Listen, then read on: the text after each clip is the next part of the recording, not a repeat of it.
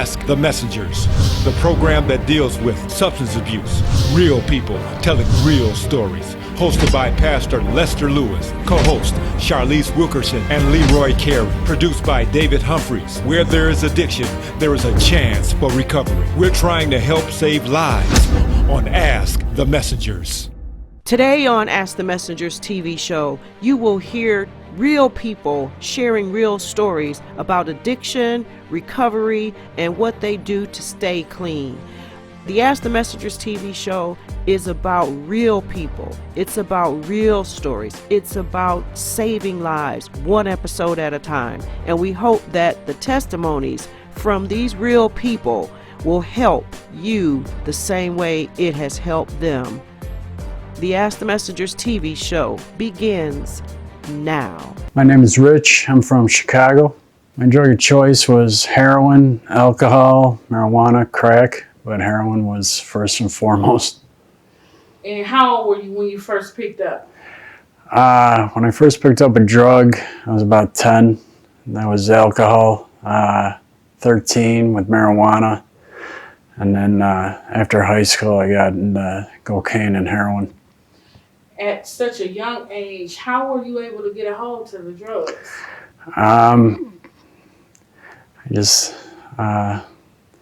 found a group of people who did it, and I just hung out long enough till I finally was let in.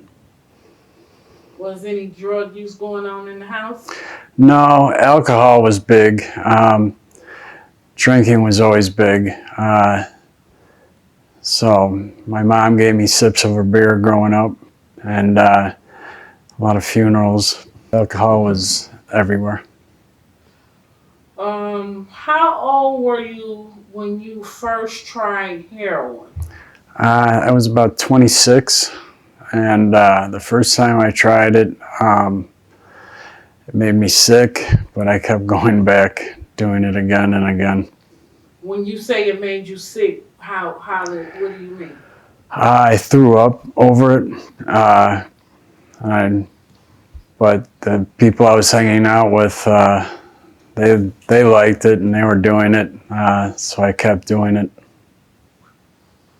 So, have you ever overdosed? Yes.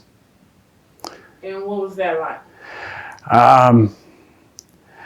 I woke up in the shower on my underwear with cold water running on me, and it didn't scare me enough at the time to quit. Another time I woke up in a hospital after taking pills, and I had done some nerve damage to my back and my leg, and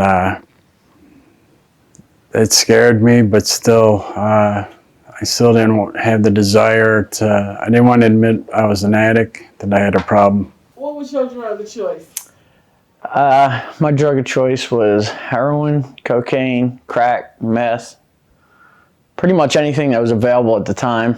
But my main drug was heroin that transitioned into fentanyl and cocaine.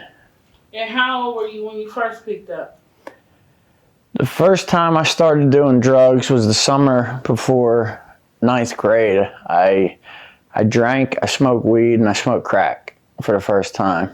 And how did you get a hold to it? I grew up in South New Jersey, and access to drugs was pretty easy. They have open air drug markets, where drug sets, where you just pretty much, if you have money, you can get anything you want. And they didn't discriminate on who they sold to either. It could be a kid or a 90-year-old man. What was one of the worst days of using like for you? You know, one of the worst days for me is waking up in the morning and not knowing how I'm going to get money, not knowing how I'm going to get well. And unfortunately, I was the kind of addict that when I woke up desperate like that and hunting, I was hurting somebody close to me because they were the easiest target. So unfortunately, it would be usually my mother. You know, she couldn't keep a laptop in our apartment. She couldn't leave money laying around. She, you know, like any means, like it was the dope called me, and I would do whatever it took at the time to get right. And then after that, feel bad about it. Have you ever overdosed? I have. I never needed to be Narcaned. I remember waking up in my mom's basement floor, getting kicked by the cop, nudging me in the back with his foot, and I wake up, and my brother's over there freaking out, and I'm begging them not to Narcan me because I knew once they Narcan me, it would put me in instant withdrawal. And I know I would have to go get something after that. What's your clean date? It's 4/17/2017 was the last time I found it necessary to shoot dope. What was your drug of choice? Anything that got me high. Okay, so when you say anything that got me high, for the people that's watching you, can you give them some names? I use crack cocaine, heroin, alcohol, marijuana, street drugs like mescaline. I never tried ecstasy, but ain't no telling, you know, with some of the stuff that you use today, it might be in some of the drugs that, you know, we be using. But And what's your clean date? November 16, 2016. And what brought you to your bottom? Actually, I got drunk one night and I fell asleep downstairs in the Renaissance Hart Plaza area, and it was storming outside, and I woke up in 2 feet of water. My spirit was broken, and that was it for me, you know. And I ended up at a church 2 blocks from there, and I was sitting outside the church crying, and it was still raining, and nobody could tell I was crying. And I seen everybody walking past me that I got high with, and they was comfortable with where they was at, and I was no longer comfortable with the way I was living. When you hit your bottom, well, how did you know where to go get help from? Well, I was introduced to my first treatment center back in the 80s. That was like 30-something years ago. But I didn't think I was an alcoholic or addict, you know. My understanding of alcoholic or a drug addict was somebody with big hands or somebody who, you know, was falling down drunk and stinking and stuff, you know, but that actually happened to me. You know, I didn't get the big hands or nothing like that, but I started finding myself drunk when I didn't want to get drunk. What was your drug of choice? Crack, heroin, weed. And how old were you when you first picked up? 14. And how were you able to get a hold to it at such a young age? The babysitter's mom, I was babysitting, and, you know, when I would babysit, they had it. I just had to be there. And when did you notice that your addiction had kicked off? Many years later, when I was working at the plant, and I didn't think that I had a problem until I started messing around with the crack and cocaine, powder cocaine. And how did your using affect your relationship with your job? I wasn't going. I would miss going to work. I wasn't performing at all. I was messing up. I had to get in the EAP program. I worked at the plant. So I had to go to the EAP program, and they would put me into treatment and everything. But nothing worked because I didn't think that I had a problem. And how did you know when, look, enough is enough, I'm done? Where everybody in my family and my friends started turning against me. And I looked in the mirror and I looked at myself and I didn't recognize me. And I was so small. The person that I was, I knew that I felt empty inside. Everything important to me that I knew was important to me had abandoned me, did not want to be bothered. I shouldn't say they abandoned me. They kept their distance from me. They didn't want to look at me. What was your drug of choice? Heroin and meth. How old were you when you first picked up? 10 or 11. And how were you able to get a hold to it at such a young age? Just the household I was brought up in, alcohol and weed. It was everywhere. Well, my household was just so shaky. Everything was always on edge. My mom was in and out of prison. I was in foster care. And the first time I actually smoked weed wasn't my choice. My brother kind of like forced it upon me. And now I'm here. What's the relationship like with your brother now? Because is your brother still? Is he still? The one who introduced me to weed is, yeah. He's in active addiction, so I have a strictly cell phone relationship with him. I don't go around him at all. And what made you say, look, enough is enough, I'm done? Just in and out of jail, treatment centers, coming back home and not being able to leave the house without my daughter asking me when I'm going to be back and crying and stuff like that. I saw how it was affecting her, and instead of getting sentenced to treatment, I took myself there that time and have been clean since.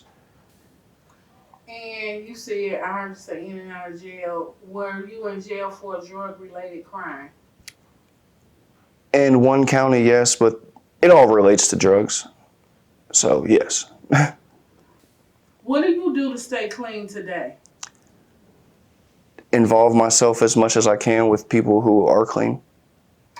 When they say put tools in your box, what type of tools do you have in your toolbox? I have a support network. I have a sponsor. I attend 12-step meetings daily. I'm still involved with the treatment that I went through. I have to see them once a week. I just stay involved, plugged in. Coming up on Ask the Messengers TV show. How did your abusing affect your relationship with your family and your kids? I'm joined today by Maureen Taylor and Louis Pisker to let you know about a new financial empowerment center located in the Wayne County Treasurer's Office. Do you know someone, family or friends, that need help with finances? Do you know people having trouble making ends meet, especially with property taxes or other payments? The Detroit Financial Empowerment Center can help. Treasurer Sabri invites you to visit the new Financial Empowerment Center, 400 Monroe, on the 5th floor in downtown Detroit.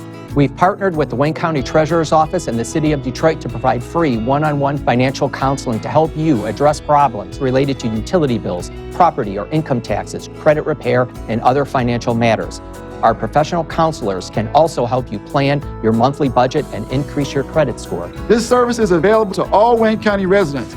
For free and private financial counseling, contact the center at 313-322-6222 and make an appointment today. Changing an addict's life and providing support to the addict's family is the goal of the Live Right Structured Recovery Corps. Live Right offers art recovery, yoga, and spiritual recovery classes, Naranan, automotive maintenance training, and refuge recovery. Live Right also welcomes the LBGT community. Live Right also accepts donations of cars, trucks, boats, and campers in any condition. For more information and a complete list of their events, go to their website at liverightstructuredcorp.com or call 586-217-5899. Life short, live right. 5 days. 5 days is all it takes to become addicted to opioid prescription drugs. Don't let the stigma of shame associated with drug addiction keep you from getting the help you need. Take the first step. Pick up the phone. Let us assist you with creating a path to your recovery. No judgment. Call FHLOC today at 248-308-3659. 248-308-3659. They said if I got drunk, if I did coke, I'd be one of the guys. They said meth would help me get through my exams. They said sniffing glue was no big deal. Totally safe. I could party all night. They said heroin would be the best high I ever had. It would help me forget my problems. He said he'd love me forever if I smoked crack with him. They said I wouldn't get hooked after the first hit. They said that Ritalin would help me focus. They said weed wouldn't lead to harder drugs.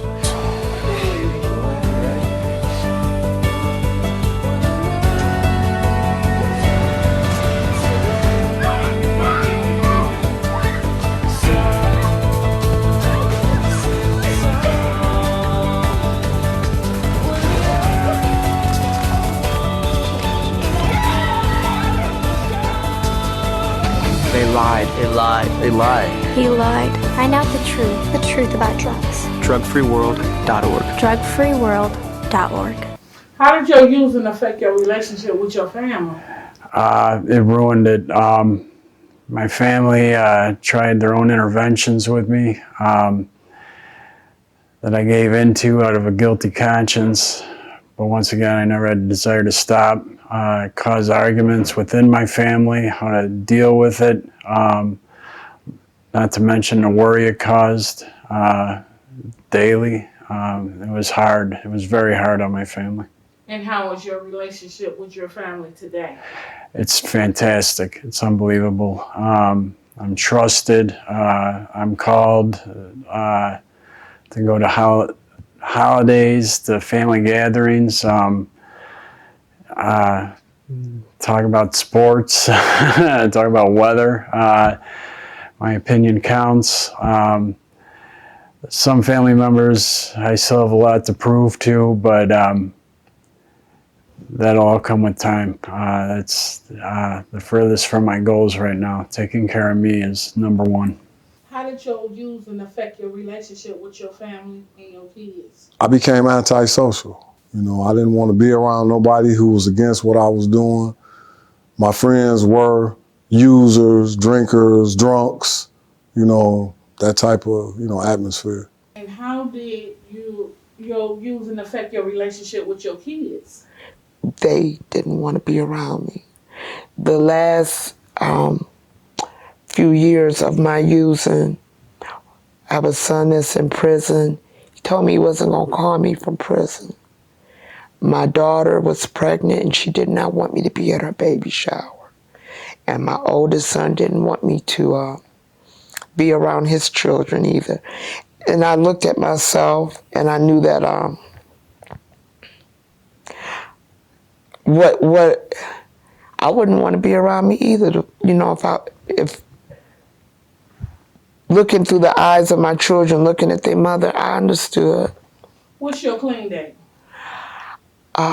July 12th, the 14th. I have 5 years this year. So how did your using affect your relationship, or how did it blend in with your relationship with your family? At first, it kind of grew us closer because it was a bonding thing, but as I got older and made my own family, it totally destroyed it. And how did your using affect your relationship with your family? It absolutely destroyed the relationship with my family. After high school, when drugs got really heavy, I was able to maintain during high school, party on the weekends, and keep it kind of under control. But once I graduated high school, I was just off the hook. And I remember 13 years ago on Christmas Day, my father called me asking where my stepmother's wedding ring was. And it just destroyed me, because me and my father had a great relationship growing up, all through my childhood. And that really hurt me, but it wasn't enough hurt to make me stop. What is your relationship like now with your family? My relationship with my family is excellent. I'm trusted now. I could go to my mother's and she doesn't have to put her purse off to the side and bring it to the bathroom with her. When she goes, she can actually leave it sit. I could call her for anything and she'll be there to help me. And my father, he lives in New Jersey. I live in Dayton, Ohio. And I'm slowly working on that. Like, there was a lot of hurt there. I haven't seen my father in 13 years. 13 years ago, he kicked me out, and we stood in the doorway, and I was on drugs pretty heavy then. And we stood in the doorway of his house, and he had to kick me out. But I understood why he had to kick me out, like I was out of control. And I didn't see him for 13 years, but due to recovery and working a 12-step program, I was able to go back and see him. And it was one of the biggest milestones in my recovery at that time. and I bawled my eyes out. I couldn't help it, and he cried too, and it was just a great moment. It was a great moment. And just because I got clean doesn't mean you're going to rebuild all your relationships immediately. Some of it takes time, and it's a process. So I'm willing to work on that, and I know as long as I stay clean, my relationship over time will get better.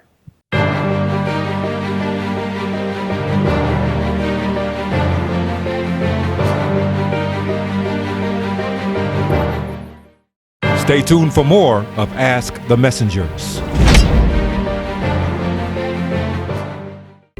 Changing an addict's life and providing support to the addict's family is the goal of the Live Right Structure Recovery Corps. Live Right offers art recovery, yoga, and spiritual recovery classes, Naranon, automotive maintenance training, and refuge recovery. Live Right also welcomes the LBGT community. Live Right also accepts donations of cars, trucks, boats, and campers in any condition. For more information and a complete list of their events, go to their website at liverightstructuredcorp.com or call 586-217-5899. Life short, live right.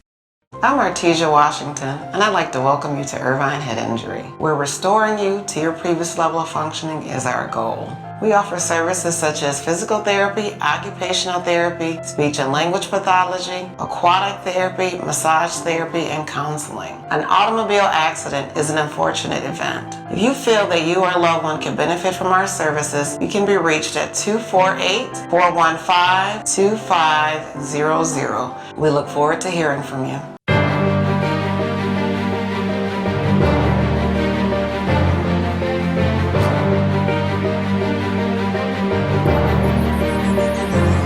Hope shot. Give somebody a hope shot. If a drug addict like me can stop doing dope, you have a chance. Because I was all day, every day, that's all I thought about, all I cared about. Didn't care about my family, my loved ones, relationships. Didn't care about my hygiene, where I lived. I stayed in abandoned houses because I was closer to the dope boy. And if I can do it, and I wasn't able to put any kind of amount of clean time in, and if I can do it, you have a shot. So what do you do to stay clean today? Well, I belong to a 12-step program, and I have a circle of friends that encourage me to continue to stay abstinent from all mood or mind altering chemicals. So for the young girl that's out there maybe watching this show that want to pick up, say she about 14, 13, give her a hope shot. Oh, baby, just don't do it. Please, just don't do it. You know, God got so much in store for our life, and we just take away so much when we start using drugs. All your dreams and hopes and your aspirations will be diminished because drugs is going to destroy all of that. It's just going to destroy it. And what do you do to stay clean today? I hang around recovering addicts. I go to meetings. I do some service work. I go and I talk to people about what I've been through. I give back. So if you can talk to someone who, like, there's a lot of, when you hear one person's story, you're like, damn, I thought I was the only one. So let's talk to somebody who might be still thinking they're the only one. What would you say to somebody who was just like you? Be your own person. You know, don't be some putty that can be molded into anything. You know, no is a complete answer. You know, you don't have to do anything you don't want to. And how do you stay clean today? What are some of the things you do to stay clean? Some of the things, I go to meetings. I have a regular meeting, my home group, that I make every week without fail, that I do service at. I'm a co-chair right now. I've had other roles in it. And to the young man or young lady that's watching this that may be thinking about picking up for the first time, give them a hope shot. Think twice. I did it because of the guys I was hanging out with, to stay up with the group. And those choices led me to go to prison twice. I ruined countless jobs. It's not worth it. It's too much of a price to pay. We'll be right back with more of Ask the Messengers. There's a new financial empowerment center located in the Wayne County Treasurer's Office on the 5th floor of 400 Monroe in Detroit. If you or someone you know needs help with their finances, budgeting, and making monthly payments, the Detroit Financial Empowerment Center can help. Wayne Metro Community Action Agency has counselors ready to provide free one-on-one counseling to help you address issues related to utility bills, taxes, and other financial matters. We can also help you improve your credit score. A Red Carpet Recovery Communities presents Home Away from Home Feast, Thanksgiving Day, Thursday, November 28th at FHLOC 18284 James Cousin Highway in Detroit. Food, fun, karaoke for the whole family. This is an all-ages event. Please RSVP at 313-646-6256. Don't spend Thanksgiving Day alone. Won't you help us to do exactly what our motto is, and that is to help save lives? Won't you send a generous donation to the information there on the screen? We would love to have you as part of our partnership to help save lives. You may not be able to go out in the street, you may not be able to come here to the show, but you can send your donation that helps us save lives. Thank you for watching this week's episode of the Ask the Messengers TV show.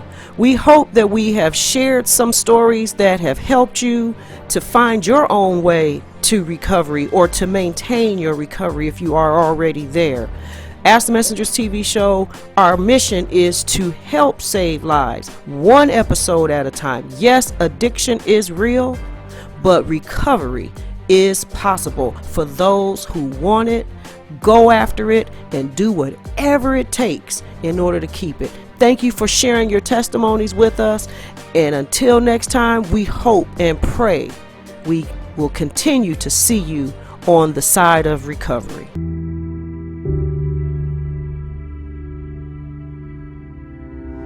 I'm done with you. As I sat for hours thinking about what to say to you, now and forever you're gone. You entered my life as a mere existence, a curiosity nonetheless. You know who you are. I once thought and told you my life would change, but most importantly, you made me change. I changed for you. No longer will I wear this mask. No longer will I carry this heavy burden you call escape. What once was real and clear to me is now much further from the truth. How could I allow you to do this to me? I remember my first time you entered my life. I was leaving the boy who was embarrassed to be himself. You saw me from a distance and approached me with open arms. And you told me and made me feel that nothing else matters. Instead of being the loving boy I once knew and always was, I gave it all up to you. And that smirk that you put upon this graceful face, the innocence was sucked right out of me. Because of you, it put me in my own rat race. Yes, you made me feel numb, and I liked that. You knew what you were doing all along, so why fight back? Why then do I ask that you exist? As I sat alone